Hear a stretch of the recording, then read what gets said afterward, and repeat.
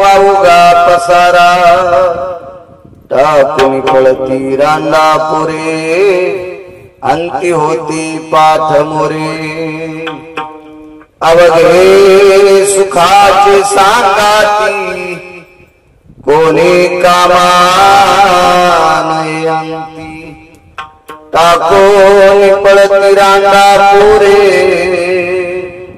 अंती होती पाठ मोरे चोखा मने फजित खोर माझे माझे मनत घर टाकोनी पळती रांडा पुरे अंती होती पाठ मोरे नमो विठ्ठला राजया पांडुरंगा नमो रुक्मिणी माऊली ज्ञान गंगा नमो पुंडलिका नमो चंद्रभागा नमस्कार माझा रुक्मिणी पांडुरंगा पांडुरंगा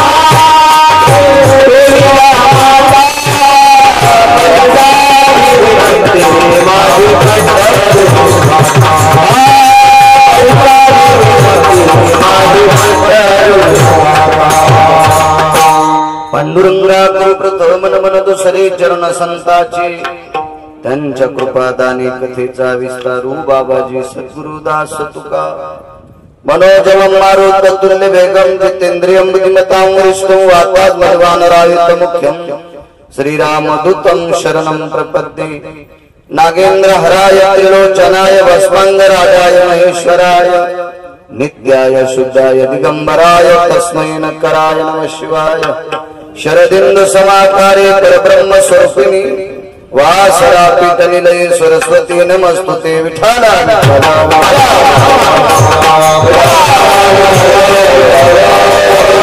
पावनाती भासती पंचानन समाना तया श्रोत्याच्या चरणिदाना साष्टांग नमन करीतसु वाद्यभूषित पावन तो प्रत्यक्षामरेंद्रा समान तयाची चरणिदान साष्टांग नमन करीतसु आता गान गंधर्व देवता कोकिळ कंठ स्वर आरागा जी कीर्तनी वैवासित लोका तयाची आचरणी नमन गा मददी सदसो परम विख्यात जोगान ब्रह्मयाचा सुत नारद जान नाम तितिक्षु तयाची आचरणी नमन गा जैने धर्मजित विलाची बळी तो संभाजी जान नवारी कावतरला दयाची आकुळी तया छत्रपतीची आचरण कमळी साष्टांग नमन करीतसो विठ्ठल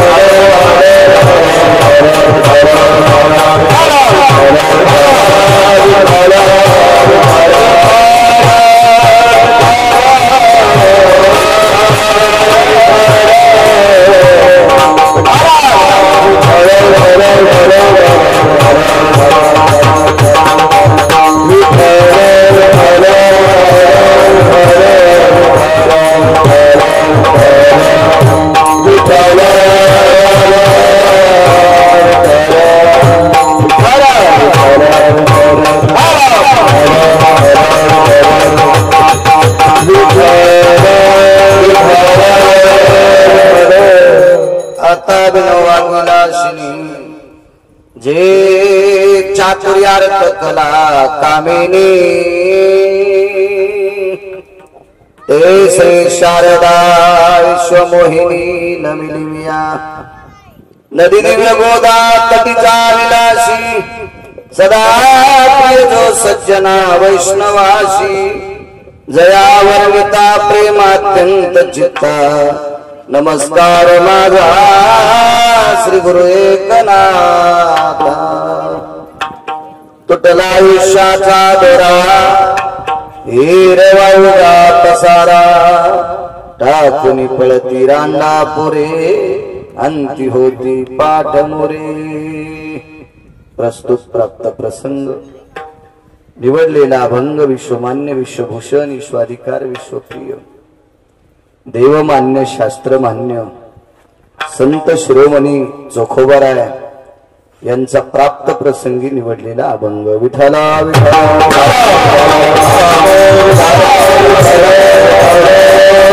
प्राप्त प्रसंगी निवडलेला अभंग चोखोबारायांचा आहे। या अभंगाद्वारे चोखोबाराय नमूद करतात ज्या दिवशी आयुष्याची माळ तुटत असते त्या दिवशी जगातला कुठलाही डॉक्टर त्याचं काही चालत नसते। तुटला आयुष्याचा दोरा हिरवा उगा पसारा त्याच्याकडे काय श्रीमंती असेल त्याचं वैभव किती मोठा असेल त्याला समाजात लोक मानत किती असतील त्याला पद किती मोठा असेल त्याला काय हे काही विचारलं जात नाही। ज्या दिवशी आयुष्याची माळ तुटते त्या दिवशी हा सगळा पसारा त्याचा पसारा ठरतोय। 100-200 कोटीचं घर असेल तरी पोरं त्या घराच्या छतावर जाळीत नाहीत। लक्षावधी लोक त्याला मानित असतील गेल्याच्या नंतर पेटवायला मशानभूमीत माणसं येत असतील पण उडी कोणीच हाणीत नाही मशानात। एरवा उगा पसारा ज्याच्यासाठी आपण सर्वस्व केलं ती सुद्धा टाकून पळती रांडा पुरे अंती होती पाठ मोरे जिच्या सोबत आपण 7 फेरे मारले ती धर्मपत्नी एखाद्या वेळेस रडेल दुःख व्यक्त करील अट्टहास करील फार मोठा आक्रोश करील पण ती सुद्धा काही करू शकत नाही।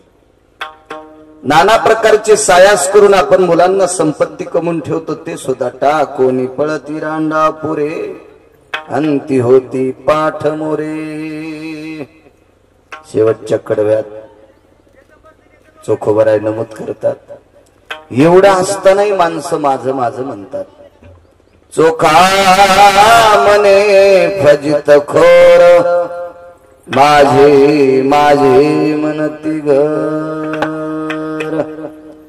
घर बांधू नका असं म्हटले नाही महाराज नका त्या जो रांडा पोरे सुखे बांधा माझ्या घरे नका त्या जो रांडा पोरे।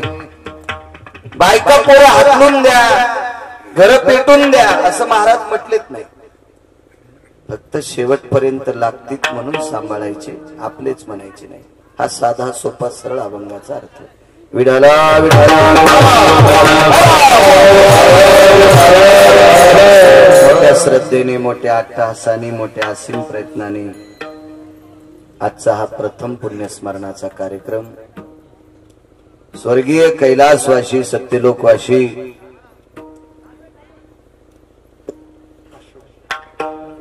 अशोकराव मागचं कसं पाहायचं एखादी चिठ्ठी द्यायला पाहिजे होती। अशोकराव देवराव मातकर हे विश्वात्म्यात विलीन झाले।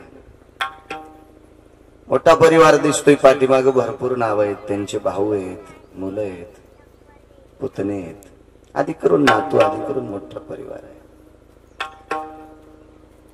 त्यांचे सुपुत्र ॲडव्होकेट काय नाव त्यांचे नारायणरावजी हे सारखे संपर्क करत होते। एका महिन्यापासून सारखा संपर्क होता, तारीख पाहिजे तारीख पाहिजे. योगायोगाने मलाही येण्याचा योग आला. निहेरे नावाचं गाव, निहेरी निहेरी गंगापूर निहेरी. आलेच सगळे निहेऱ्या करून.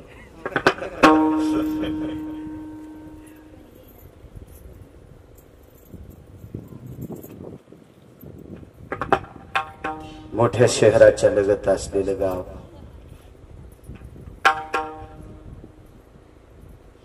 औरंगाबादला छोटीशी मुंबई म्हणता येईल.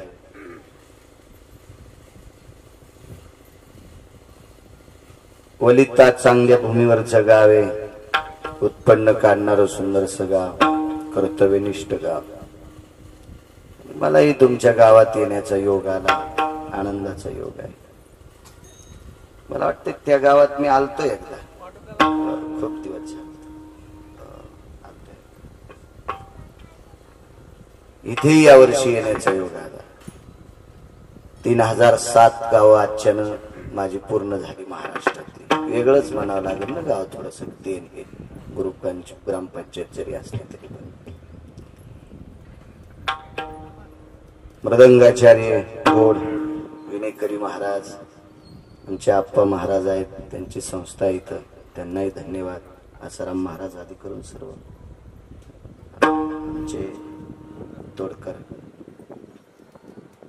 देवावर श्रद्धा असणारी व्यक्ती, नोकरी व्यवसायात आहे पण देवावर श्रद्धा आहे. बऱ्याच लोकांना जरा जरा पैशाची गंडला आल्यावर देव सुचत नाही, हातपाय टेकल्यावर मग देव सुचतो, पोरं रट्टे द्यायला.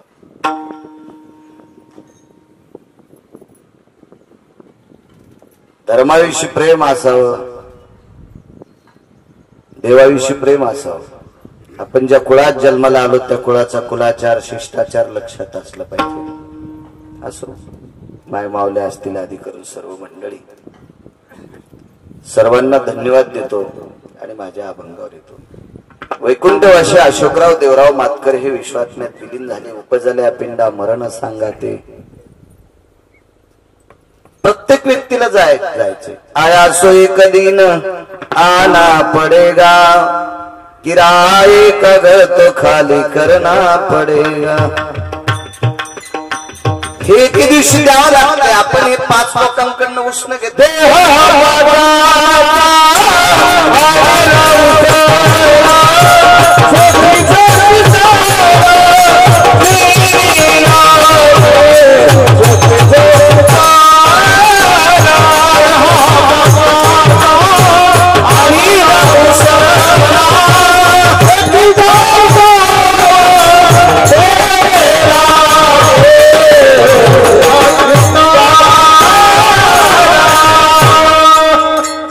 लोकांकडनं उष्ण घेतले, उष्णी वस्तू परत करावी लागते.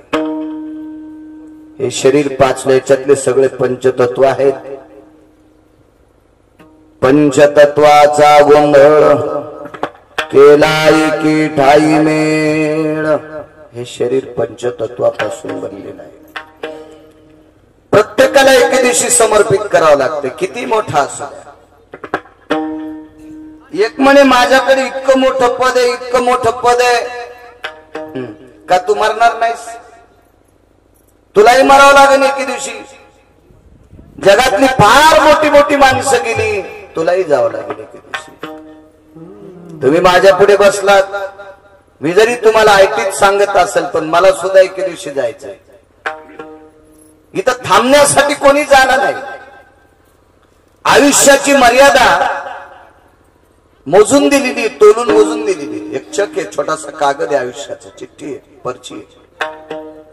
फक्त त्या आयुष्याच्या मर्यादेची जी चिठ्ठी आहे ती फक्त एकाच व्यक्तीला कळती, त्याचं नाव यम आहे. मला वाटतं आता आधुनिकता पैसे काढायला एटीएम मधून सुविधा निघाली. ते एटीएम कार्ड असं त्या मशीन मध्ये टाकते. लोक म्हणतात मला कधी योग नाही आला टाकायचा. काय बटन दाबल्याच्या नंतर ते पैसे फेकते. पण मला असं वाटतं खात्यावर किती पैसे आहेत त्या मशीनला कळते. खातं जर 0 असेल तर ती मशीन पैसे देत नाही. जसं त्या कार्डावर त्या खात्यावर किती पैसे त्या मशीनला त्या बारकोड मुळे कळते.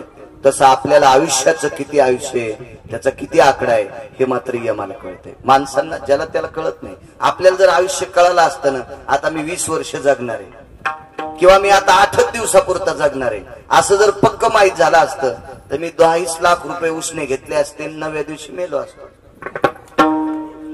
आणि कोणाची ठेव लिहायचं नाही, काहीच लिहायचं नाही. मागणारे काय पोराला भांडणार नाही, तर पोरग म्हणेल तुम्ही मला माया देखता कधी दिल. आमच्या बाबानं तर काही घरी आणलेच नाही. असं केलं असतं लोकांनी, काही केलं असतं, काही पण. समज जर यमा आपल्याला जर कळालं असतं मी उद्या मरणार आहे, तर आपला जो कोणी शत्रू आहे का आपण दुपारीच जाऊन त्याला पोटात चाकू घातला असता. उद्या जरी आपल्याला पोलिस न्यायला आले असते तर सकाळी मेला. हे अनुचित प्रकार घडले असते. म्हणून पंढरपुरातला मालक इतका हुशार आहे, त्याने ही गोष्ट कोणाला कळून दिली नाही आतापर्यंत. कपाळावर ललाटीचे लिहिले, हे लिहिले कपाळावर, लिहिले. हे काही केल्यानं मोडत नाही, पण ज्याच्या कपाळावर लिहिले त्यालाही कळत नाही, त्याच्या शेजाऱ्याला कळत नाही, ते फक्त आम्हाला कळतंय. म्हणून तर जीवनाचं रहस्य आहे. ह्या काही गोष्टी कळाल्या असत्या तर काही महत्व वाटलं नसतं. याचा दुसराही विपरीत झाला असता. उदाहरणार्थ एखादा माणूस फार मोठा काबाड कष्ट करायला, अति कष्ट करायला, आणि त्याला कळालं पुढच्या आठवड्यात मरायचं, ते म्हणेल कशाला करायचं, मरमर करायचं. आपण इतकी मरमर करायलो तर पुढच्या आठवड्यात आपल्याला मरायचं, त्याच्यावर कशाला नाटक करायचे. मुकाट्या बसून 4-2 दिवस पुरणपोळ्या खावा, असंही झालं असतं. याचे नाना प्रकारचे तुम्ही समजताल तसे विपर्यास झाले असते. यमा हुशार माणूस आहे. त्याला आतापर्यंत पंढरपुरातल्या मालकानं कोणाला कळू दिलं नाही आयुष्याची मर्यादा किती, थांबता नाही आलं कोणालाच. येथे नाही उरवले अवतार, येरते पामर जीव किती. ज्यानं सृष्टी सांभाळण्यासाठी अवतार घेतलाय त्याला थांबता येत नाही. तुमची आमची काय कथा आहे, प्रत्येकाला जावं लागते. आयुष्याची माळ किती मोठ्या माणसाची तुटत असते. विज्ञानाला सलाम करेल मी, विज्ञानाला मान्यता देईल, त्याबद्दल दुमत नाही. पण विज्ञानानं अजून 3 गोष्टी जिंकलेल्या नाहीत, जन्म, मरण आणि निसर्ग. जर निसर्ग विज्ञानाच्या हातात असता तर यावर्षी अतिवृष्टी झाली, काही भागात सोयाबीन खराब झालं, काही भागात कापूस खराब झाला, तुरी खराब झाल्या, काय असतील ती, कोणाची मका खराब झाली असेल. मागच्या 2 वर्षापूर्वी तुमच्या भागात इकडं औरंगाबादच्या इकडे पुढे मकेचं फार उत्पन्न असतंय. त्या मकेला जागच्या जागेवरच कोंब आले.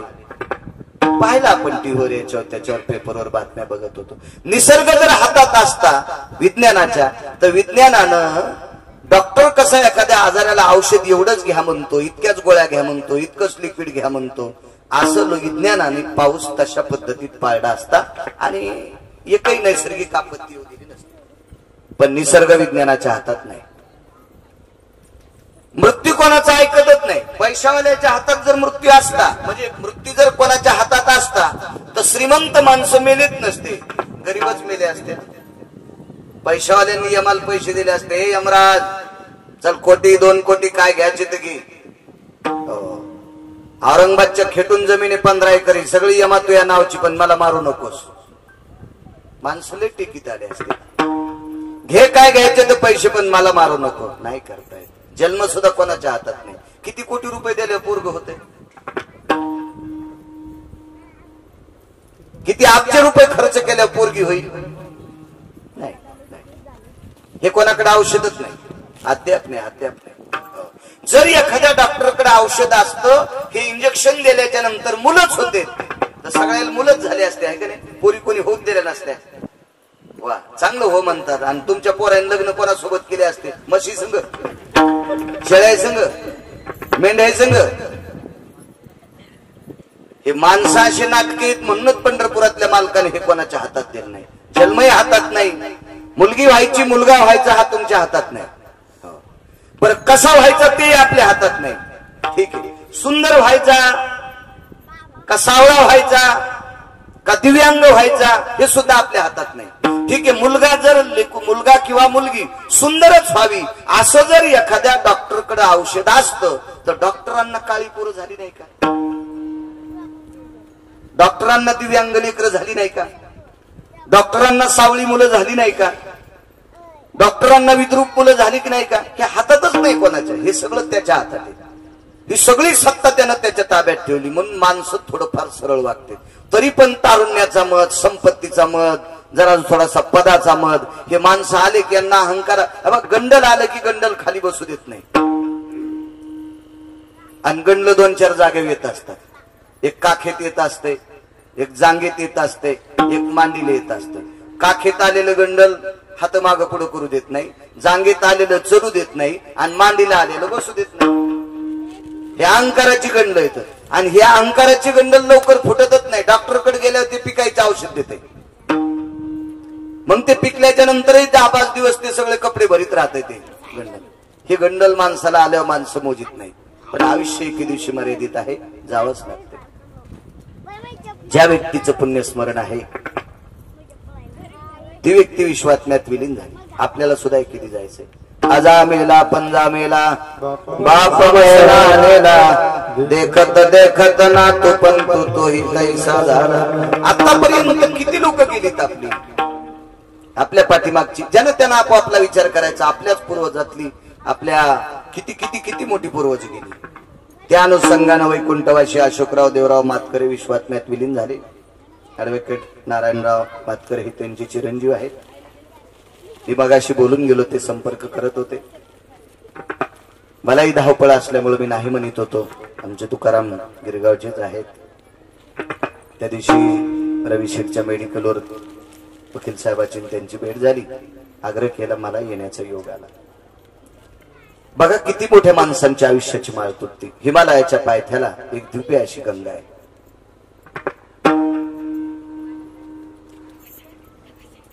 त्या गंगेच्या आणि एका गुंफेच्या मधात एक सुंदरशी शिळा आहे. तुटला आयुष्याचा दोरा सांगतो.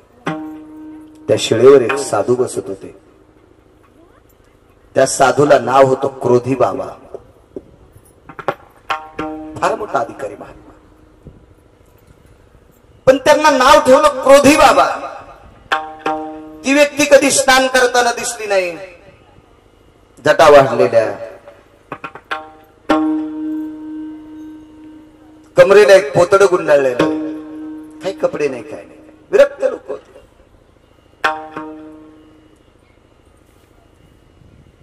आंध्राला एक पोतड होत. फारच काही घ्यावं वाटलं तर अंगावर एक पोतड. त्या गुंफेत दुसरं काहीच नव्हतं.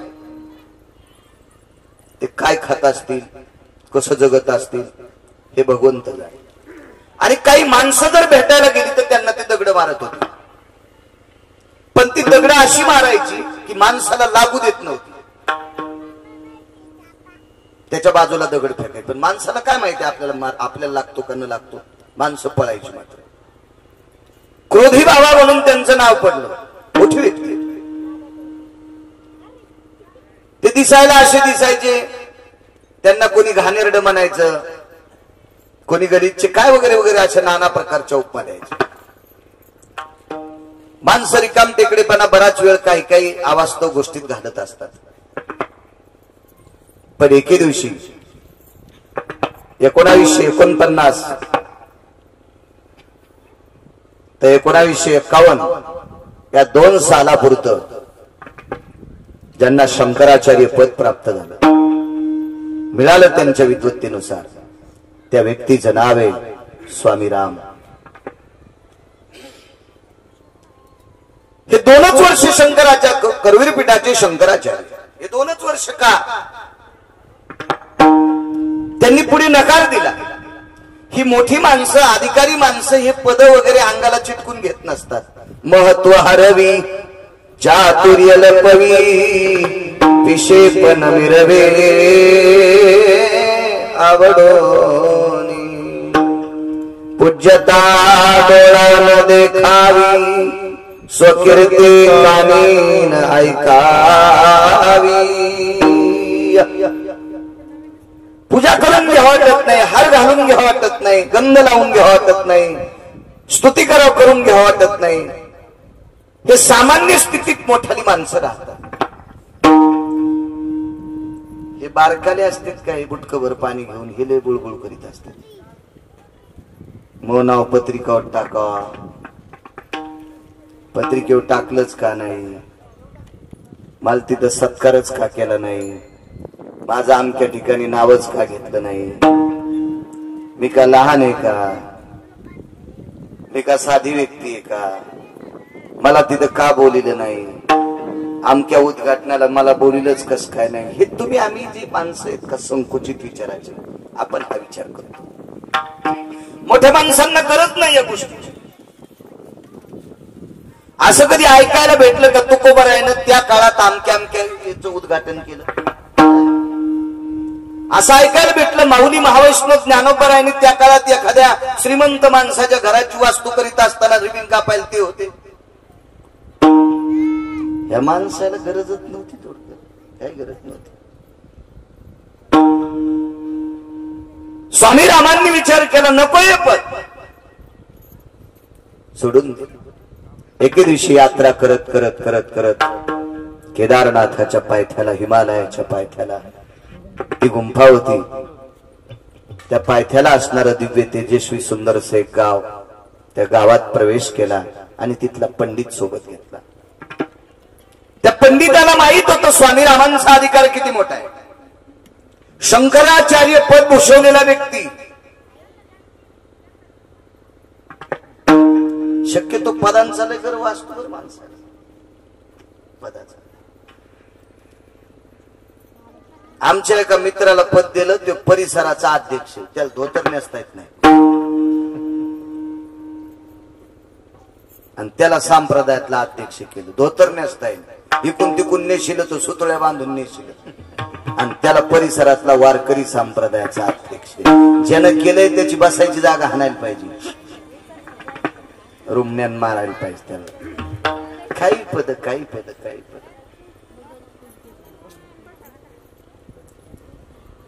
स्वामी रामांनी सांगितलं पंडितजी आपल्याला त्या गुंफेत जायचं. त्यांनी सांगितलं तो पागल महाराज आहे, तो मूर्ख महाराज आहे, तो नालायक आहे, नाना प्रकारच्या पद आहे, तो गलिच्छ आहे, घाणेरडा आहे, तो क्रोधी आहे, तो दगडे मारतोय, तो आंघोळ करीत नाही, अशा नाना प्रकारच्या तो पंडित पदव्या देत होता. अवास्तव. स्वामी रामांनी सांगितलं पंडितजी चलिए आप जाएंगे बोले. पोचले तिथे पोचल्याच्या नंतर स्वामी रामांना बघितल्याच्या नंतर शिळेवर बसलेले क्रोधी बाबा खाली उतरले आणि स्वामी रामांच्या हातात हात दिला. कडकडाटून गळ्याला मिठी मारली. हे पंडित ते विचारच करू लागलो, अरे बापरे, दगडो मारणारा साधू स्वामी रामांना आलिंगन देतो, याला काय माहिती स्वामी राम काय. 4-2 शास्त्र वाचले म्हणजे पंडित म्हणा. आणि खालचे लोक कोणालाही पदवी देत असते, त्याचा काय विषय नाही. आणि आपल्या देशात तर बऱ्याच पदव्या टेबला खालून पैसे दिल्यावर भेटतात. बरेच लोक आहेत ज्यानं दारू पिऊन ज्याचं लिव्हर फुटलंय त्याला आदर्श शिक्षक पुरस्कार मी डोळ्यानं पाहिला. ज्याचं लिव्हर दारू पिऊन फुटलंय त्याला आदर्श शिक्षक पुरस्कार. आता किती युट्यूब चॅनल, 1 2 3 4 5 6 ह्या अख्ख्या भारतात जाईल का नाही. माझ्या डोळ्यानं माणूस पाहिला, तो डोळ्यानं माणूस पाहिला. ज्याला भुईमुगाच्या शेंगा खाली लागतात का वरी लागतात याचा मेळ नाही, त्याला कृषीभूषण पुरस्कार. डोळ्यात गळ्यात शपथ, मी सकाळच्या मरण खोटं बोलत असेल.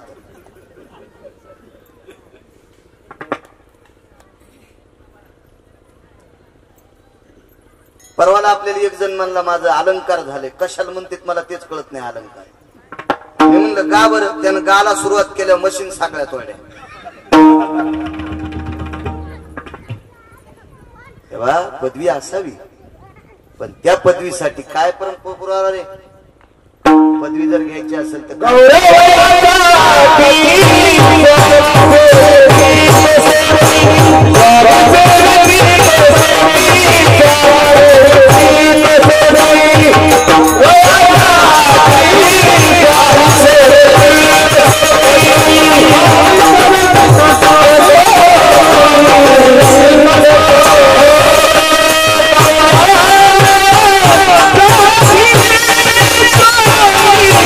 Hey!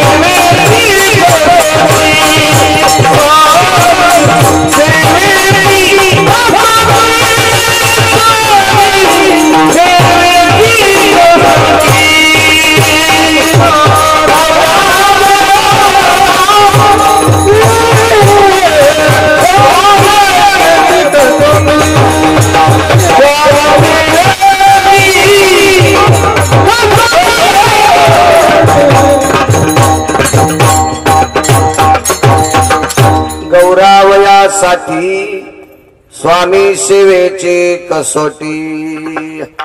गौरव जर करून घ्यायचा असेल तर त्या कसोटीत असलं पाहिजे. एका भागवताला गेलो मी. भागवत कृष्णाचं सांगायला मी. मग भागवत बायकोने ऐकायचे. लोक कसे ऐकते. भागवतात गेल्याच्या नंतर काका पुढे या. विडाला विडाला विडाला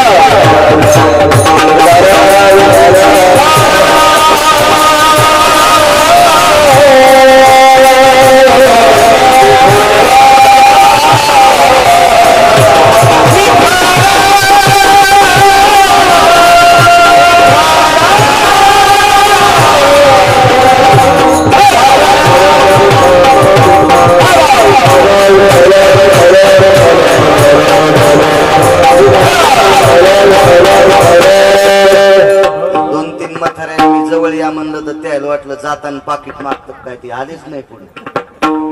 मग हे म्हातारे जर कीर्तनकाराच्या जवळ येत नाहीत तर यायचे ना तू तर यायचे झोपीतच अंगुठे घेते ना. विडाला विडाला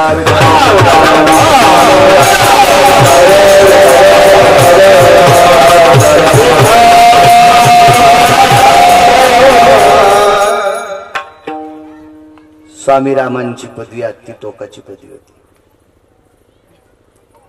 भागवताला गेलो. संक्रांतीचा दिवस होता. ब्राह्मणाने सांगितलं इतक्या वाजता वाण आहे. ठीक आहे. त्याच्या आधी अर्ध्या तासानं भागवताची आरती केली. वाण द्यायच्या अगोदर त्या भागवताला जेवढ्या महिला आल्या सौभाग्यवती त्या एका दिशेला गेल्या. एरवी आपापल्या घरी जात होते. त्या दिवशी एकाच दिशेने गेल्या. मी एका बाईला विचारला अहो काकू सगळ्या बायका इकडेच कस काय चालल्यात. काय नाही म्हणे संक्रांतीच्या दिवशी आमच्या गावात म्हातारी आहे सगळ्या बायका तिच्याच पाया पडतात. म्हणलं का बरं. काय नाही तिच्या पाया पडलं की मालकाला आयुष्य वाढतंय. म्हणलं चला बायकांनी तिच्या पाया पडल्या मालकाला आयुष्य वाढते आपण तिच्या पाया पडू आपल्या बायकोला आयुष्य वाढत. आणि का नाही वाढाव. त्याच्यामुळे मी गेलो त्या बाईच्या पाया पडायला. पाया पडायच्या आधीच त्या बाईने विचारलं कोण आहेस रे. म्हणलं बाई मी गिरगावचा बाळू आहे. भागवत सांगायला तुझेच का काय जशी गुरख्यालाच बोलायची. म्हणलं हो बाई मीच बर बर बर लय चरा चरा बोलतोस रे. म्हणलं हो काकू बोलतो वाचिलय मला काय भीती वाटत नाही कोणाची बोलतो म्हणलं मी. बर कस काय आलास. म्हणलं काय नाही तुमच्या पाया पड्या बाई प्रत्येक बायका पाया. हो प्रत्येक संक्रांतीला तालुक्यातल्या बायका येतात माझ्या पाया पडायला. म्हणलं काऊन. काय नाही माझ्या पाया पडलं की मालकाला आयुष्य वाढत आहे. मग मला पडू द्या ना. तू का पडायला. म्हणलं माझ्या बायकोला वाढन माझे कपडे पांढरे शुभ्रत होती तिचा का नाही आयुष्य वाढा. पड बाप्पा पड. तर पण पाया पडायच्या आधी म्हणलं मी पडतो काकू पण मला एक दोन प्रश्न येतात. ते बाई तुमचं लग्न झालं का. हा.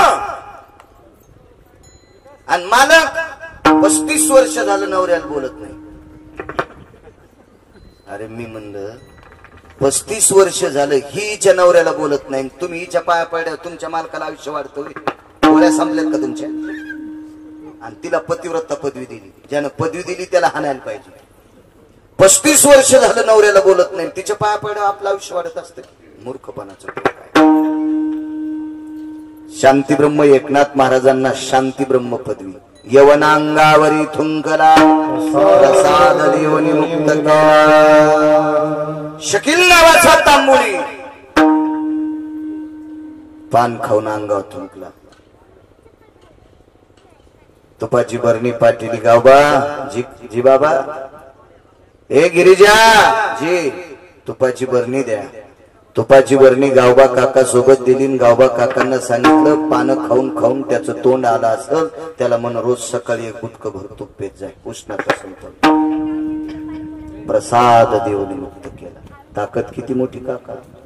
36 वर्ष पंढरपुरातला मालक एकनाथ महाराजांच्या पत्नीचे लुगडे धुवाला होता. लुगडे धुवाला काय ताकद असेल. डोळे वाटारून जर पाहिला असतं तर थुकणाऱ्याकडे बघितल्या भुगा त्या कोळशासारखा भुगा झाला कापरासारखं जोडून गेला असतं. पण शांती ब्रह्मपदवी त्याच्यामुळे कोणाला ज्ञानाचे राजे म्हणायचे. 56 भाषेचा केला शिगौरव. 56 भाषा आहेत होत्या. ज्ञानियांचे राजे, योग्यांची माऊली, साधकांचे मायबाप, समाधीधन, ज्ञानियाचे राजे, ज्ञानांचे अत्यंत सर्व ज्ञानांचे राजे ज्ञानोबा आहे.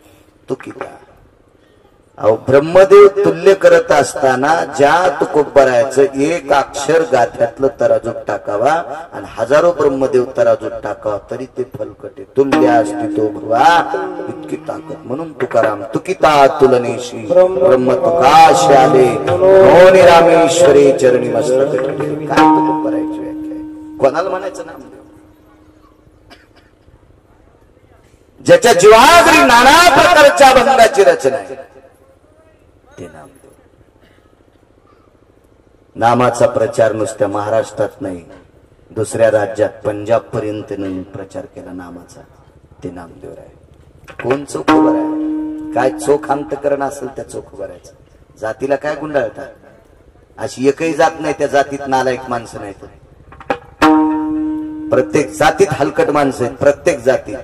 भारतात अशी एकही जात नाही की त्या जातीत हलकट माणसं नाहीत आणि एकही जात नाही की त्या जातीत चांगली माणसं नाहीत. प्रत्येक जातीत चांगली माणसं आहेत आणि प्रत्येक जातीत हलकट माणसं आहेत. पोरापोरीचे लग्न करण्यापुरतं नाटकं करायचे असं एखाद्या जातीला नाव ठेवायचं आपल्याला अधिकार नाही. कोण चोख उभा आहे? ज्याचं दर्शन घेतल्याशिवाय वृत्ती चोख होत नाही. अगोदर त्या व्यक्तीचं दर्शन घ्या. मन चोख ठेवा, वृत्ती चोख ठेवा, अंतकरण चोख ठेवा आणि मग विटेवरचा मालक म्हणतो माझ्या दर्शना करता या. जगाच्या मालकानं ज्यांच्या आस्ती पितांबरात घ्याव्या आणि स्वतः समाधी द्यावी एवढे मोठे अधिकारी चोख उभा आहे. काय पद्धत? वैराग्याचा मेरू तो गोरा कुंभार तोडियले कराण्यासाठी विवेकासहित धगधगीचं ज्वाळा अग्नी जायचं. अत्यंत विवेकाचं बळ होतं. धगधगता विसतो हे टोक होतं. काही काही लोक अधिकारी होते म्हणून त्या पदव्या शोभत होत्या. चला स्वामी रामांची पदवी काय पदवी होती? शंकराचार्य करवीर पीठाचे 2 वर्ष शंकराचार्य पद आले. त्या क्रोधी बाबांनी आलिंगन दिलं. पांघरायचं आणि बसायचं जे पोतडं होतं एक स्वतःला घेतलं आणि दुसरं पांघरायचं पोतडं स्वामी रामांना बसायला टाकलं. तुटला आयुष्याचा दोरा सांग आणि उजव्या मांडीला स्वामी राम बसले. पंडित उभा होता. तो काय अधिकारी लोक असते. हे पंडित काय मला मूर्ख म्हणत होतास? मला पागल म्हणत होतास? मला घाणेरडा म्हणत होतास? मला क्रोधी म्हणतोस? त्या पंडिताने विचार केला. मी म्हणलो स्वामी रामांपाशी. स्वामी राम अजून एकही शब्द बोलले नाही. हे म्हाताऱ्याला कसं कळालं? याच तर नाव साधू आहे. सगळं आपलंच साधू. त्याला नसतेत म्हणत साधू. ज्यानं साधू होऊन काढले त्याचं नाव साधू. आपलं साधू तर सगळेच. जगात एकही माणूस नाही आपलं साधल्याशिवाय काम करतो. गप्पा हाणायला माणसं 1 नंबर असते. विश्वासाची माणसं बेजार होतात ती संत असतात. कस काय कळालं? लटलट लटलट कापत होता ते पंडित. तुटला आयुष्याचा दोरा सांगतो. चल इकडे म्हणे. काय घाबरू नकोस. 1 लोटाभर पाणी आण. खापराचा लोटा होता. त्या गंगेतून पाणी घेऊन गेलं. पाणी आणलं. स्वामी रामांनी पाणी पिलं. क्रोधी बाबांनी पाणी पिलं. सांगितलं तू बी पाणी पि. त्यालाही पाणी पाजलं. आणि मग त्या क्रोधी महात्म्याने सांगितलं स्वामी रामांना राम जेवून जावं लागेल. आमच्याकडे 2 घास खाऊन जावं लागतील. किती मोठ्या माणसाचा दोरा तुटते याच्यावर सांगतोय. अशोकराव गेलेत. हे वकील साहेबाला मान्य करावं लागेल. कीर्तन ऐकल्याने मेलेली माणसं उठून बसत नसतात पण दुःख विसरण्याची ताकद कीर्तनामुळे येते. याच्याकरता कीर्तन ऐकायचं. खरं नाही मोठ्या लोकांची पुरावे अधिकारी लोकांची दाखले आपल्याला कीर्तनात ऐकायला भेटतात. स्वामी रामांनी विचार केला आपल्याला हे बाबा जेवाय म्हणते तिथं चूल नाही पेटलेली, एखादं पात्र नाही, डबा नाही, पीठ नाही, तांदूळ नाही, तेल नाही, भुर्की नाही, चटणी नाही, मीठ नाही, काय नाही, काय काय कुठून जेवण. त्या पंडिताला सांगितलं हे पंडित आइए इधर. हे 3 दगड मान. 3 दगड मान. ते 2-3 वाळलेली फांदी ते लाकडान घाल चुली. पेटवायची कशा? हान दगडाव दगड. घर्षण केलं विस्तू पेटीला. टेक त्याच्यावर एक गाडग, तिथे कुठे दुसरी पात्र होती, टेकलं. टाक त्याच्यात पाणी, लाव जाळ. याच्यात काय टाकायचं? इकडे मिळे मांडी खालचा सुरा काढा. मांडी खाली सुरा होता आणि ते सुरा पंडिताच्या हातात द्यायला सांगितलं, इथं पवित्र गंगा वाहती, त्या गंगेमध्ये एक प्रेत वाहत आले. मड प्रेत वाहत आले. प्रेत. आपल्याकडे 3 संस्कार आहेत. मी त्या दिवशी सांगितलं काका तुमच्या कार्यक्रमात. आपल्याकडे दफनविधी आहे, दहनविधी आहे आणि पाण्यात सोडतात. शक्यतो महाराष्ट्रात 2 विधी प्रचलित आहेत. माणसाला मेल्यावर पेटवतात किंवा मातीमध्ये गाडतात. आणि तिसरा प्रकार आहे पवित्र गंगेत त्याला सोडून देतात. हा भारतीय संस्कृतीतला आहे. आपल्या संप्रदायाच्या नियमात हे 3 अंत्यविधी बसतात. बाकीच्यांचं आपल्याला काय करायचं? एक प्रेत वाहत आले म्हणे, त्या प्रेताची उजव्या मांडीचं मांस काढून आण. लटलट कापत होता पंडित. पदव्या घ्यायला बरं वाटते माणसाला. पदव्या अंगाला चिटकून घ्यायला बरं वाटत असते. थर थर थर थर कापत होत. त्या क्रोधी बाबांनी सांगितलं, बेटा मानातच सुराहाने कापून आण मांडी, उजवी मांडी काप, त्याचं सगळं मांस काढून आण त्या प्रेताचं. अरे बापरे म्हणलं, आयुष्यभर कधी कोणाला टाचण टोचली नाही, चिमटा घेतला नाही, प्रेताची मांडी कापून आणायची. आणि मी सांगतो ते आता ते साधू, त्याच्या लक्षात आलं यानं घरी निंदा केलेली, इथं कळत तिथे आरती कुठे ह्याच्या नादी लागत. आणि गेलं ते पंडित आणि त्या प्रेताची मांडी कापता कापता याची 2 काढणे कापली. भीती वाटू लागली ना प्रेताची. मड्या जवळ जावं वाटतं माणसाला. माणसं लय हुशार असते. एक जणाला विचारलं, का हो माणूस जाळल्याच्या नंतर राग गंगेला नेऊन टाकल्यावर त्याच्यावर 3 दगड काउंट होते म्हणजे पुन्हा म्हातार वापस येऊन म्हणून. वरून 3 दगडाचं वजन त्याच्यावर होते. इतकी माणसं हुशार आहे, ती वापस येत असतो. त्यांनी चटक म्हणून तुला ठेवले ना, आता कशाला वापस येईल ते?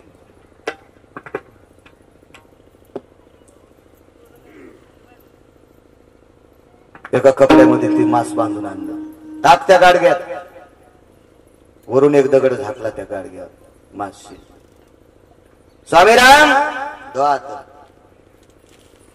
हातपाय धुतले. पहिल्यापासून आपल्याकडे पद्धत होती हातपाय धुवायची. मधात बंद झालती, आता कोरोनाने पुन्हा सुरू केली. नाही तर माणसं हातच धुईन गेले. कोणाचा चुना? तंबाखू खाणार तर इतकी येडगळ. तंबाखू कोणाची गाव? चुना दुसऱ्याचा घेत असते का? जाऊ दे, आमचं शास्त्र नका मानू, विज्ञान तर मानी जाणं. मला सांगा, आता मला उगाच कान गुदगुद करायला तर मी तुम्हाला म्हणेन का काका खाजवा? मी माझा लगेच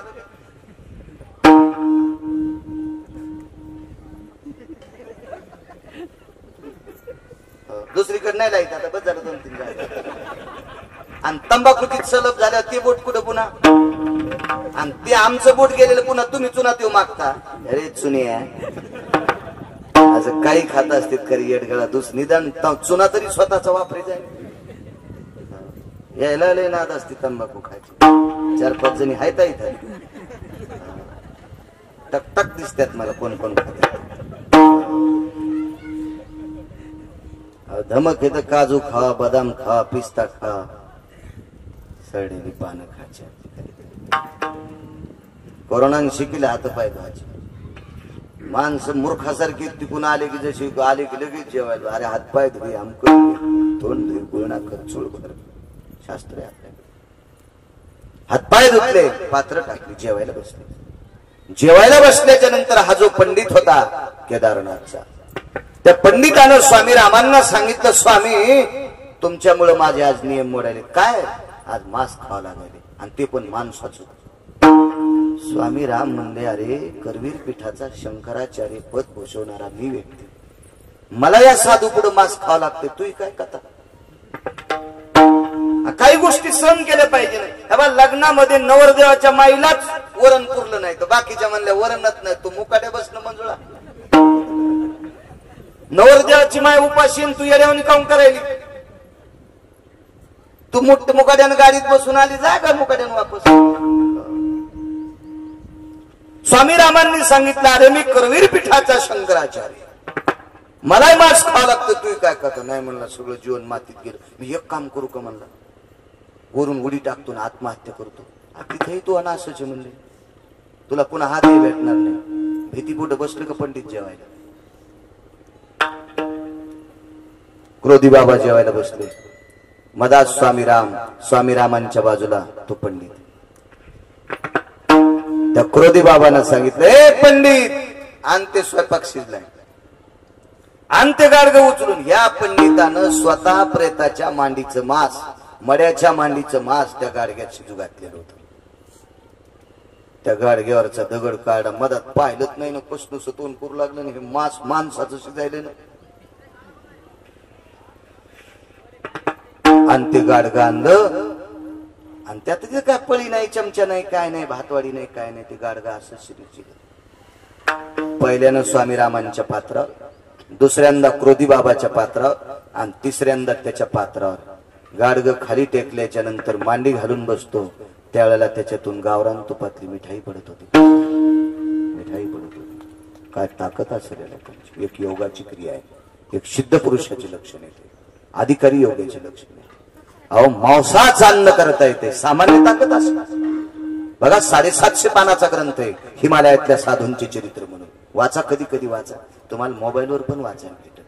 हो, पण मोबाईलवर इतकं 2-2 वाजूस तर नुसते उघडे चित्र पाहिले. याला चॅटिंग, त्याला चॅटिंग, इकडे ते निवडून आलं, तिकडे ते पडलं. पुढे तुम्ही मेवणी उभी होती आणि कोणी निवडून आलं तर तुला इकडे दारेत धरायचे. तू काऊन येडेवाणी करायला, तुला काय घेणे त्याच्यावर. आपटू बेजार व्हायला. बघा अधिकारी, हा भारत देश इतका पवित्र आहे. मी त्या दिवशी सांगितलं, या देशासारखी पवित्रता, या देशासारखी शौर्याची गाथा, या देशासारखी पवित्र माती जगात कुठेच सापडणार नाही. इतकं मोठं टोक आहे.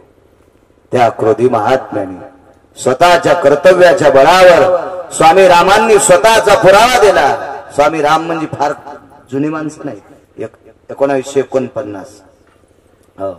स्वातंत्र्याच्या काळातली लोकही, ज्या व्यक्तीनं मांसाचं अन्न तयार करावा, ही व्यक्ती ही एवढा अधिकार त्या व्यक्तीचा. पण आज ती व्यक्ती सुद्धा नाही, त्या व्यक्तीच्या सुद्धा आयुष्याची माळ तुटली. म्हणून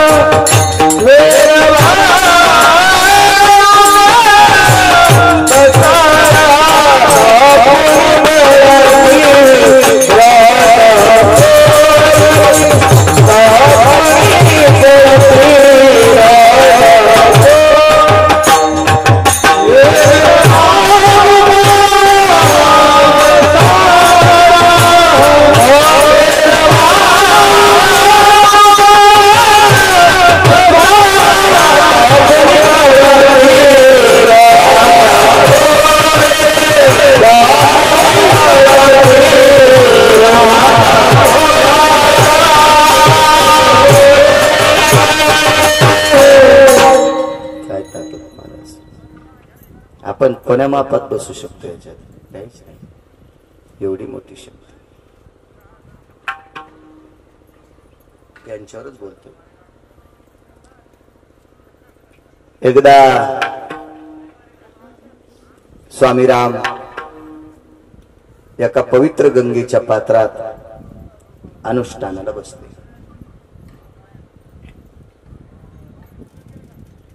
फार सुंदर निमकरोली नावाचे एक महात्मा होते.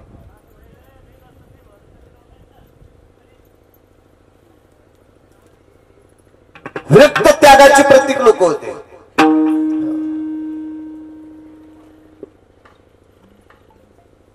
हरी यांचे शिष्य स्वामीरामांचे अनुष्ठानाकरता बसले. स्वामीराम सोबत आहे, बशीला अनुष्ठान करता. येतो म्हणे बाळा, या म्हणले गुरुजी.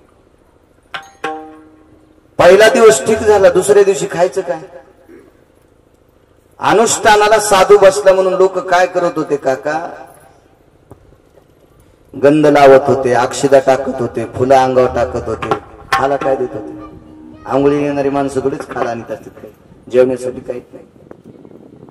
काय करावं काय न करावं.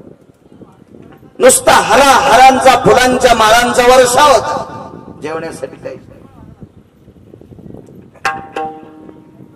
तिसऱ्या दिवशी विचार केला, ज्या गुरुजींनी आपल्याला अनुष्ठानाकरता बसवलंय त्या गुरुजीवर श्रद्धा ठेवा. डोळे झाकले, गुरुजीचं स्मरण केलं आणि भगवान शिवजीचं नामस्मरण सुरू केलं.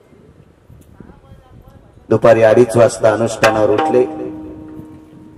सुंदरसं झाड, त्या झाडाच्या सावलीखाली बसले. तेवढ्या अवकाशात वाहत्या पाण्याकडे लक्ष गेलं. त्या वाहत्या पाण्यात एक पिवळं धमक एक पात्र चमकत होतं. पाण्याच्या जवळ गेले तर त्या गंगेच्या पात्रातून एक असा हात वर आलता आणि त्या हातावर एक पिवळं पात्र होतं. ते पिवळं पात्र सुवर्णाचं होतं. त्याच्यात जाऊन पाहिलं तर गावरान तुपातली गाईच्या दुधातली खीर होती. आणि त्या गंगेतनं आवाज आला, गुरुदेव तुम्ही अनुष्ठान करता, तुमच्याकरता काहीच नाही, एक मुक्ता आहात तुम्ही, ही रोजची रोज खीर घेत जा. खिरीचं पात्र पात्रावर इचिलं, ते पात्र पुन्हा त्या हातावर टेकलं, हात अदृश्य झाला. रोजची रोज असं होऊ लागलं. यांच्या सानिध्यात काही 10-5 काही लोक येऊ लागले. ते पात्र आल्याच्या नंतर त्यांनाही पात्र वाढायचं. अक्षय पात्र होतं, त्याच्यात ती खीर संपत नव्हती. सगळ्याची जेवण झाली की ते पात्र पुन्हा हातावर टेकायचं, हात अदृश्य व्हायचं. एके दिवशी स्वामी रामाने कार्य म्हणे, तुमची व्यवस्था काय जेवण्याची? अनुष्ठान सुटल्याच्या नंतर जेवता काय? कोण व्यवस्था करते? कोणीच नाही म्हणले, गंगा माता करते. तुझं अनुष्ठान सुटणार आहे आज, बघू आपण काय कोण देते. अनुष्ठान सुटलं. दोघं स्वामी राम आणि त्यांचे शिष्य बसले. पाहिलं समोर गंगेच्या पात्रातून दिव्य असा तेजस्वी हात आला जलदेवतेचा आणि त्या हातावर सुवर्णाचं पात्र होतं. ते पात्र उचलून आणलं, वाढलं, त्या खिरीचं सेवन केलं आणि स्वामी रामांनी शिष्याला सांगितलं, अरे अख्खं जीवन तू भगवंताचं नामस्मरण करतो, तू सकाम बघतोयस, निष्काम नाही. आता हे पात्र हातावर न टेकता गंगेच्या पात्रात सोडून दे वाहत्या पाण्यात, म्हणजे उद्या तुला खीर येणार नाही. हातही गायब, पात्रही गायब. दृष्टांत संपला. ज्यानं केलेल्या भजनाची महती इतकी टोकाला पोचली की भगवान शिवशंकराच्या जटेतून वाहणारी गंगा, म्हणून तर गंगाधर नाव पडलं शंकराला, गंगाधर. त्या जटेतून वाहणारी पवित्र अनंत पाप्याचं पाप धुणारी पवित्र गंगा, ती गंगा एका नामधारकाला स्वतः अन्नपूर्णा होऊन पात्र पुरवते. त्या व्यक्तीचा अधिकार किती मोठा असेल काका. गंगा खिरीचं पात्र पाठवते, सुवर्णाच्या पात्रात खीर पाठवते, खीर. त्या साधूचा अधिकार किती मोठा असेल. एवढ्या टोकाला गेलेला साधू, पण त्याही साधूच्या आयुष्याची माळ तुटली. तुटला आयुष्य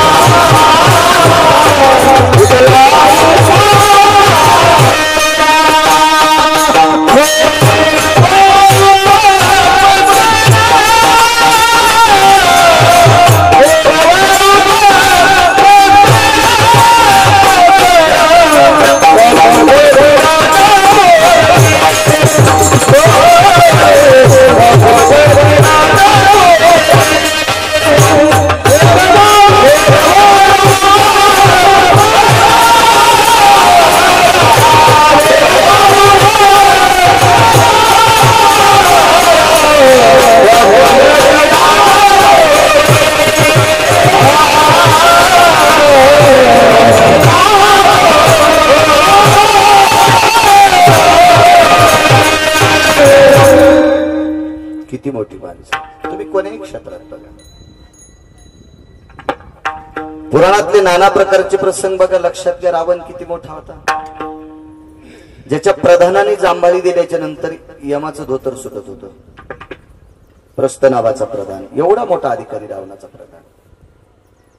रावणाला इंद्रजित नावाचा जो मुलगा आहे ना, याचं नाव वेगळं आहे, पण याला इंद्रजित नाव का पडलं? यानं 17 वेळेला 33 कोटी देवांचा राजा, ज्याच्याकडे 222 कामाची सत्ता आहे. आपल्या भारतात फार काय झालं तर मंत्र्याला 1 किंवा 2 पद असते. खरं तर एकच पद असते. जास्त जर स्वार्थी असेल आणि त्याची सत्ता असेल तर ते 2 पद घेतो. 3-3, 4-4 पद नसते वाटते मंत्री. मला तर आपल्याला राजकारण कळत नाही, पण टीव्हीवर ऐकायला भेटतं ना. पण 222 एकाच व्यक्तीकडे पद आहेत असा 33 कोटी देवाचा राजा 17 वेळेस हत्तीसह बांधून आणला, म्हणून त्याचं नाव इंद्रजित ठेवलं. किती मोठा अधिकारी व्यक्ती, लक्षात घ्या. हा इंद्रजित कोण आहे माहिती? पंढरपुरातल्या मालकाचा जावाई. 7व्या अवतारातले भगवान प्रभू रामचंद्र हे भगवान विष्णूचा अवतार, पंढरपुरातल्या मालकाचा अवतार. यांचे बंधू लक्ष्मण हा शेषाचा अवतार, पृथ्वी ज्याच्या डोक्यावर त्याला शेष म्हणतात. किती मोठा अधिकार. आणि अशा शेषाची कन्या सुलोचना ही कृतात्रेता युगात 1 नंबरची सुंदर होती. सीता सुद्धा हिची इतकी सुंदर नव्हती, इतकी सुंदर ही सुलोचना. ही इंद्रजिताची पत्नी आहे. एके दिवशी हा इंद्रजित लक्ष्मणजीच्या हाताने मृत्यू पावला. मी नेहमी सांगत असतो, तुम्ही कधी कधी ऐकलं असेल, या युट्यूब हे टाकतात सगळं. मला जरी मोबाईल साधा असेल तर तुम्हाला भारीच येते.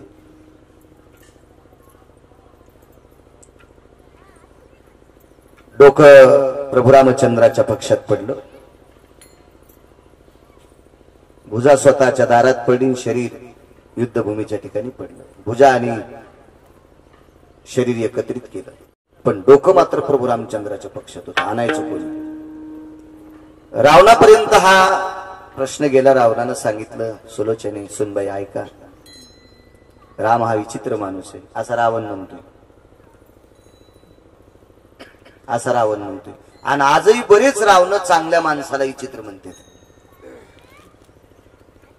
आजही बरेच रावण सज्जन माणसाला नालायक म्हणते. रावण म्हणतो म्हणून तुला ऐकायचं असते. आणि नालायकाला किती जरी चांगलं म्हणलं तरी तो चांगलं होत नाही, आणि नालायक चांगल्याला वाईट म्हणलं तरी तो वाईट होत नसतो. म्हणे सुलोचने, तू जर तुझ्या मालकाचं डोकं आणायला गेली तर सीता आपल्या ताब्यात आहे, त्याच्यामुळे राम तुला त्याच्या ताब्यात ठेवेल. सुलोचना हुशार होती. सुलोचनेनं सांगितलं, मालक ऐका, तो सूर्यवंशातला राजा आहे. सूर्यवंशातली राजा अशी मूर्खपणा करत नसतात, उलट ते शब्दाला जागतात. प्राण जाय परिवचन न जाय, रघुकुल रेत सदा चली आई. प्राण जाय परिवचन न जाय. जीव गेला तरी हरकत नाही, पण सूर्यवंशातली राजे काय बोलत नाहीत. तो मर्यादा पुरुषोत्तम, एक पत्नीव्रत नाही त्याच्याकडे.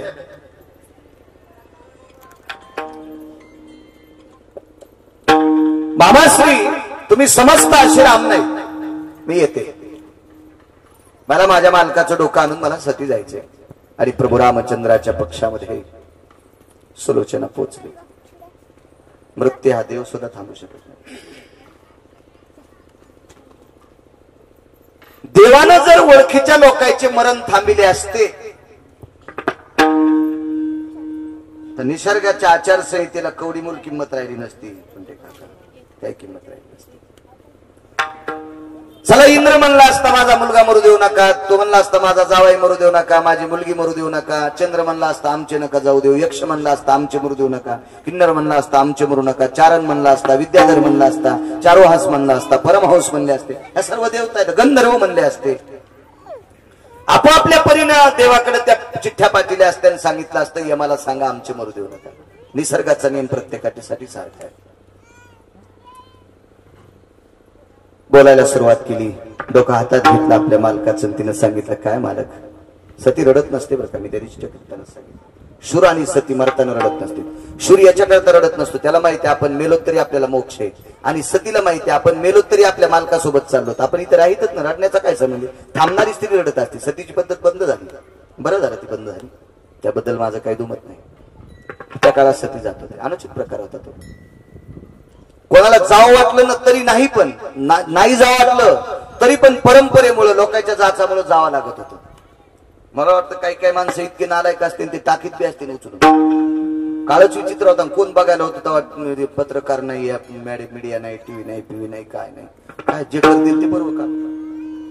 एखादी व्यक्ती जर 20, 22, 23, 24, 25 वर्षात जर विधवा झाली आणि तिला जर टाकीत असतील तर काय तिला जगण्याचं. असं झालं असेल एखाद वेळेस, काय सांगता, आपण तर काही नव्हतो. पण पुराणात मात्र प्रत्यक्ष जात. पण तिने खुलासा दिला, मालक ऐका, तुमचे बाबा एवढे मोठे 14 चौकड्याचं स्वराज्य होतं, लंकेचे राजा रावण हे तुमचे पिता आहेत, कुंभकर्ण तुमचे काका आहेत, विभीषण तुमचे काका आहेत, काय वैभव आहे तुमच्याकडे, पण एकही तुमच्या कामी आला नाही, तुम्ही वाचू शकलं नाही. एक लक्षात ठेवा मालक, माझे जर बाबा असते तुम्हाला मरू दिलं नसतं. अशी कोण म्हणाली? सुलोचना. तुटलेलं डोकं हसत होतं, कापलेलं डोकं हसत होतं, आणि सुलोचनेला सांगितलं, प्रिये प्रिये, इतकं मोठं तू तुझ्या बाबाचं महत्व सांगतेस, मला तुझ्या बाबानेच मारलं ग, तुझ्या बाबानेच मला मारलं. असं ऐकल्याच्या नंतर लक्ष्मणाचा चेहरा पडला, अरे मारलं मी,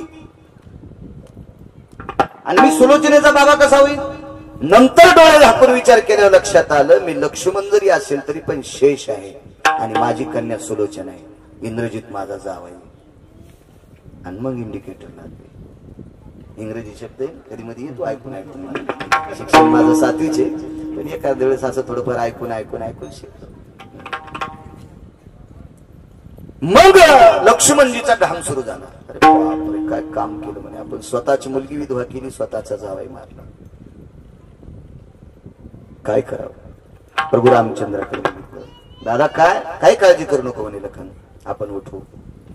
आता ती पंढरपुरातला मालक, वृक्षाचे पान हाली ज्याची सत्ता, राहिली अहंता मग कोठी, तुझ्या सत्तेने वेदासी बोलणे, चालणे तुझी आवळे, ऐसा तो समर्थ ब्रह्मांडा.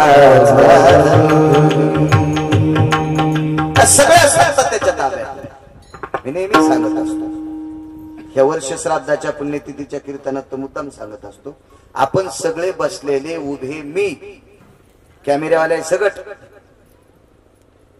हे कोण्या दिवशी मारायचे आणि किती दिवस जिवंत ठेवायचे आणि कोण्या दिवशी मळ्यात नेऊन पेटवायचे, हे ज्याच्या हातात आहे त्याला देव म्हणतात काका.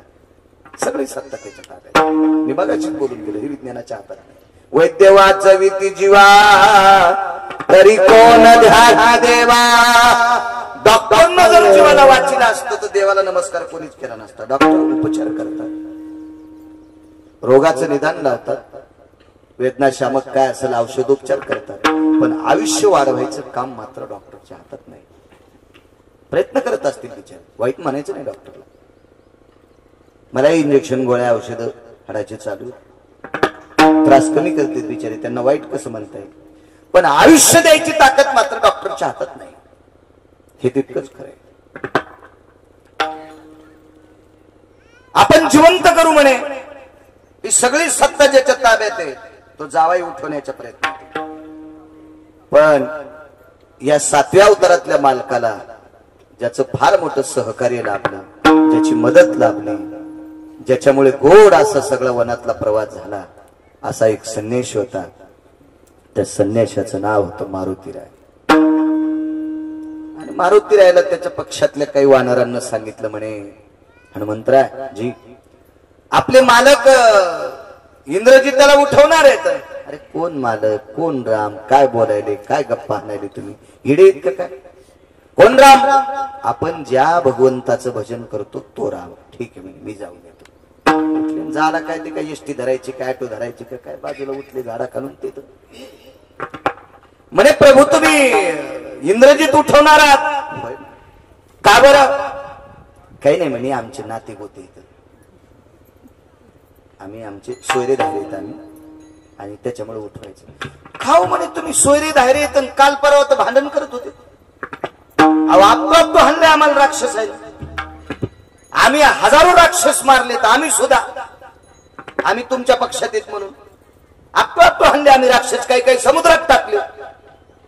नाही हनुमंता, जे झालं ते गंगेला मिळालं, काय हरकत नाही. इंद्रजित आमचा जावाई, सुलोचना आमची मुलगी.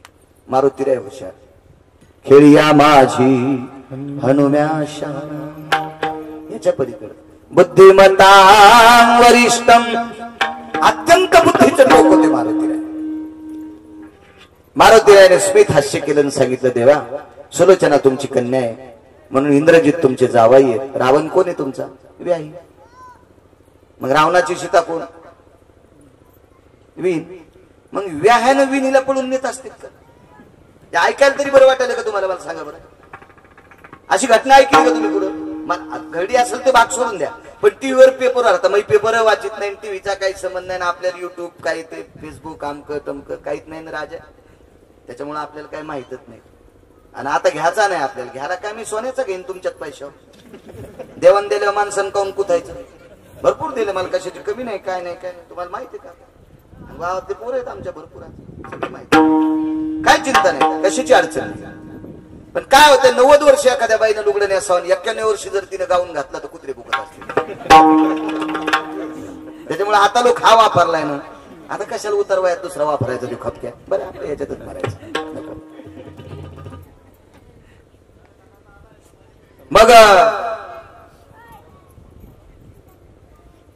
हे तुम्हाला शोभतंय का प्रभू? आता तुमची नाती कशी? जाऊ दे म्हणे, झाली गेली चूक, आता कुठं ताण घ्यायचा. पण मुलीचं कुंकू पुसलंय, आपल्याला उठवायचं. मारुतीराय फार हुशार होते. मारुतीरायने विचार केला, निसर्गाचं चक्र हे प्रत्येकासाठी सारखं असतं. काही ठिकाणी मीच वेगळं सांगितलं असेल बरं का, मृतपुत्र जीवाविला सांदीपनींचा, याच्यासाठी प्रकार वेगळे असतात. कुठलाही संदर्भ कुठे लावायचा नसतो. त्यासाठी कारण काय असेल, ते कशा करता उठला असेल, का देवाने प्रयत्न केले असतील, त्याचा वेगवेगळं इतिहास आहे. मारुतीरायनं काही त्यांचे पुरावे दाखल केले. तुम्हाला असं वाल्मिकांना लिहिले तसं वागावं लागतं, तुम्हाला उठता येत नाही. मला इतकंच बघायचं, ब्रह्मांड ज्याच्या ताब्यात आहे त्याचा जावाई, हे ब्रह्मांड ज्याच्या डोक्यावर आहे अशा शेषाचा तो जावाई. स्वतःच्या मुलीच्या कपाळाचं कुंकलेलं पुसू, ते पुसलेलं कुंकू पुन्हा डबल लावण्याची ताकद शेषात. इंद्रजिताला मरावंच लागलं काका, मरावंच लागलं. काय श्रीमंत माणूस असेल, 2-2, 10-5, 10-20 हजार रुपये ज्याच्या खिशात आहेत ते वाढदिवस साजरे करायले. चट पैसे उडाल्यावर घरी येते, 10-20 हजार त्याला उडा, त्याचा वाढदिवस तिकडच होतो रोडला. तोंडा अंडा तो कोंबडीचे अंडे काय फोडते, तोंडाला केक काय लावते. माग तर एक जण केक मध्ये मुंडकं दाबल्यावर मेलं. ही काय पद्धत आहे? त्याचं इतकं तोंड त्या केक मध्ये दाबलं की त्याचा श्वासोश्वासच बंद झाला, जागेच मेलं म्हणे. आणि वाढदिवस साजरे करणारे सुगंधी द्रव्य पिऊन करतात ना, पिऊन सुगंधी द्रव्य, नाना रंगा द्रव्याना येन सुगंधी. आमच्याकडे अभिषेकच वापरत असते पूजनाम. येन सुगंधी द्रव्य पंचगव्यानां नाना सर्वस्थितम सुगंधी पुष्टिवर्धनी सर्वस्थिता भयजाये सुगंधिनः सर्वादित माल्यादिनी वयदित पुष्पादिनी वैव्याप्तिनां देवायां सर्वस्थिता अर्चनोचर्च भवस्थितानां विलेपन संहास. पण इकडे वेगळं वेगळं आहे. नाना रंगानी द्रव्यानी नाना सुगंधानी भयो द्रव्यानां मद मदनास्तिनां. आता हे असं पिऊन वाढदिवस कर, मग यायला जिथं हे का मेलंय पतात नाही ना. यायनं इतक्या वेळ दाबून धरलं त्याचा श्वासच बंद पडला, ते मेल्यावचे ना. आता काय तोंडाला काय लावलं, काय नाटक, हे जरा जोरा असल्यावर इतकं जोर आहे. त्याच्या गावातले दगड सुद्धा परीस होते. पाषाण परीस भूमी जागून, अख्खे दगड पाषाण परीस, अख्खी भूमी सुवर्णाची. एवढा मोठा असेल पण नाही उठता आला. ज्याच्या वडिलाचं एवढं मोठं वैभव, ज्याच्या सासऱ्यांकडचं इतकं मोठं वैभव, त्याचा संबंध विधात्याशी होता, नाते संबंध ब्रह्मदेवाशी होता, तरी पण इंद्रजिताला उठता आलं नाही. तुटला आयुष्याचा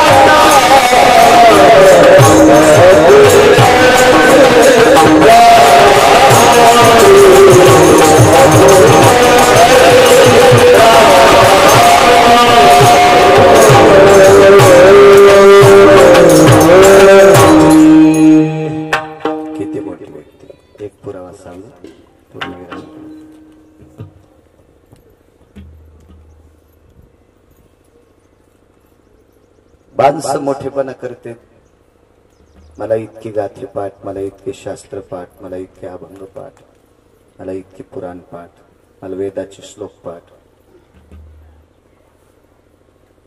आपण मनानं सांगाल चिटकून घेतो. खर तर त्या योग्यतेच्या आहेत का आपण ते तपासलं पाहिजे. मी मगाशी बोलून गेलो, ज्या पदव्या असतात छोट्या असतात. मला मागे एक पदवी टाकत होते कोणते काका, हरिभक्तीपरायण भागवताचे. अरे ठीक आहे, भागवत सांगतो ठीक आहे. बाळू महाराज गिरगावकर शास्त्री. अरे म्हणलं कशाला चुकीची पदवी टाकता, मी शास्त्री नाही ना, कशाला टाकायची पदवी. मला कधी कळालं मी शास्त्री नाही म्हणून, मला हौस वाटू लागली. बरं झालं मला शास्त्री पदवी टाकायला. पण ज्या दिवशी पत्रिका रस्त्यात पडली, कुत्र्याला लघवी आली.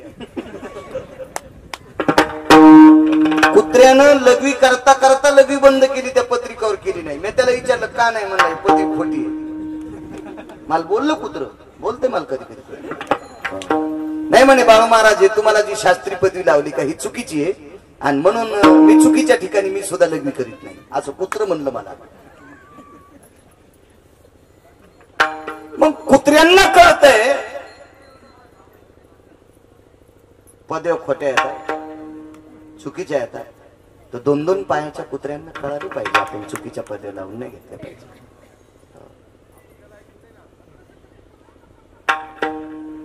काय भक्तीचं किती गोड, किती गोड, किती गोड. हजारो पदव्या शासनानं अशा लोकांना द्यायला पाहिजे, हजारो पाठ थापतायला पाहिजे अशाची. काय होतं माहितीये का, दिवसभर उभाट्या आऊत हाणायचं काका, आणि 5 वाजता बैलाच्या गळ्यातलं जोत काढताना बैलाचं नाव घेऊन जर थाप टाकतील त्याच्या पाठीवर, तर बैल शेपूटवरी करतो. म्हणजे